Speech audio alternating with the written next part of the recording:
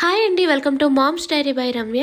అందరూ ఎలా ఉన్నారు, బాగున్నారా? ఈ రోజు వీడియోలోని మిడిల్ ఈస్ట్ కంట్రీస్ లో బాగా ఫేమస్ అయిన కునాఫా స్వీట్ మోడల్ లోనే ఇంట్లో ఉన్న బ్రెడ్ తోటి కునాఫా బ్రెడ్ టోస్ట్ చేసేదాము. ఇంట్లోనే ఈజీగా ఎలా చేయాలో క్లియర్ గా వీడియోలో షేర్ చేశాను. ఇంకా లేట్ చేయకుండా వీడియోని అయితే చూసేద్దాము.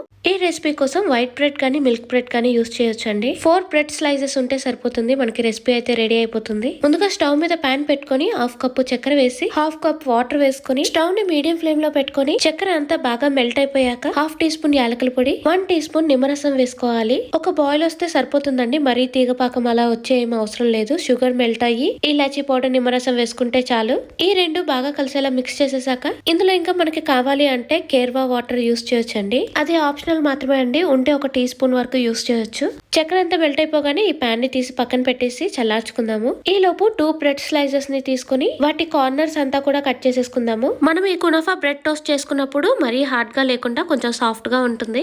ఇలా బ్రెడ్ సైడ్స్ అంతా కట్ చేసేసాక ఈ రెసిపీ కోసం మొజరెల్లా చీజ్ యూస్ చేస్తామండి. బౌల్ లోని కొద్దిగా రూమ్ టెంపరేచర్ లో ఉన్న మొజరెల్లా చీజ్ తీసుకొని ఒక బ్రెడ్ స్లైస్ మీద అంతా కూడా మొజరెల్లా చీజ్ వేసేసుకోవాలి. మొజరెల్లా చీజ్ రూమ్ టెంపరేచర్ లో ఉన్నది తీసుకోవడం వల్ల మనం కుక్ చేసేటప్పుడు అది తొందరగా మెల్ట్ అవుతుంది. ఇలా చీజ్ అంతా వేసేసాక ఇంకో బ్రెడ్ స్లైస్ ని మొజరెల్లా చీజ్ మీద పెట్టేసి స్పూన్ తో ఒకసారి గట్టిగా ప్రెస్ చేసేసుకుందాము. మొజరెల్లా చీజ్ తొందరగా బయటికి రాకుండా ఉంటుంది. ఇలా ప్రెస్ చేసేసాక ఈ బ్రెడ్ ని ప్లేట్ మీద పెట్టి పక్కన పెట్టేసుకొని వేరే బౌల్లో 2 ఎగ్స్ తో పాటు 1/2 కప్పు పాలను వేసుకోవాలి. పాలు వేసాక ఫోర్క్ తో మొత్తం బాగా కలిసేలా మిక్స్ చేసుకోవాలి. ఎగ్స్ ఎక్కడ కనిపించకుండా చిన్న చిన్న బబుల్స్ వచ్చేంతకు బాగా మిక్స్ చేశాక ఈ బౌల్ ని పక్కన పెట్టేసి కునాఫాకి సంబంధించి ఏ రెసిపీ చేసినా సరే దానికి సపరేట్ గా కునాఫా పేస్ట్రీ అని బయట దొరుకుతాయండి. ఇవి చూడటానికి వైట్ కలర్ లో ఉంటాయి. దీన్ని ఒకసారి ఓపెన్ చేసి చూపిస్తాను. ఇలా కునాఫా పేస్ట్రీ అని దొరికేస్తుంది మనకి. ఇది ఒకవేళ అవైలబుల్ గా లేకపోతే సన్నని సేమియా స్టిక్స్ ఉంటాయి కదా, వాటిని కూడా యూస్ చేసుకోవచ్చు. ఈ కునాఫా పేస్ట్రీ లాగా ఇలా సన్నని సేమియా స్టిక్స్ బయట దొరికితే వాటితో కూడా ఈ రెసిపీ చేసుకోవచ్చండి.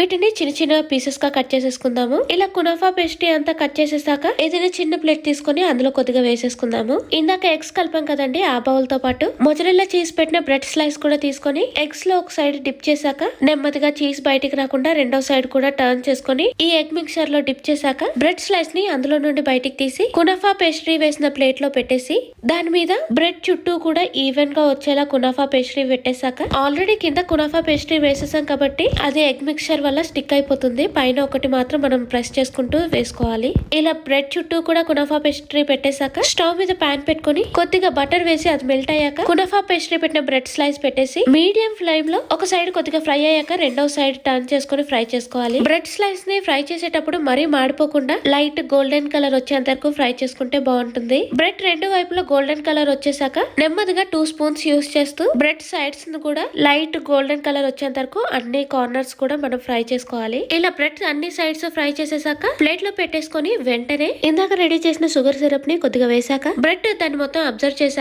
ఇంకొకసారి షుగర్ సిరప్ వేసుకోవాలి. ఈ ప్రాసెస్ అంతా కూడా బ్రెడ్ వేడిగా ఉన్నప్పుడే చేసుకోవాలండి. ఇలా షుగర్ సిరప్ 2 సార్లు వేసేసాక చిన్నగా కట్ చేసుకున్న పిస్తాతో కునాఫా బ్రెడ్ టోస్ట్ ని గార్నిష్ చేసేసుకోవాలి. ఇలా మొత్తం రెడీ చేసేసాక ఈ కునాఫా బ్రెడ్ టోస్ట్ ని గోరువెచ్చగా ఉన్నప్పుడు తింటే టేస్ట్ బాగుంటుంది. దీని టేస్ట్ ఫ్రెంచ్ టోస్ట్ కునాఫా కలిపి తింటున్నట్టు ఉంటుంది, కానీ టేస్ట్ మాత్రం బాగుంటుంది స్వీట్ గా. ఈ కునాఫా బ్రెడ్ టోస్ట్ ని వేడిగా ఉన్నప్పుడు వెంటనే కట్ చేయగానే చూడటానికి ఇలా ఉంటుంది. ఇది చల్లారగా కట్ చేస్తే ఇలా ఉంటుంది, కానీ టేస్ట్ మాత్రం బాగుంటుంది. నేను చెప్పిన మెజర్మెంట్స్ కి ఇలాంటివి 2 కునాఫా బ్రెడ్ టోస్ట్ ని చేసుకోవచ్చండి. ఈ ప్రాసెస్ ఈజీగా ఉంటుంది. రియల్ కునాఫాని నెక్స్ట్ వీడియోలో ఎప్పుడైనా షేర్ చేస్తాను. ఈ వీడియోని అయితే ఇక్కడితోనే ఎండ్ చేస్తున్నానండి. మరొక మంచి వీడియోతో కలుద్దాం. Thank you for watching. By by.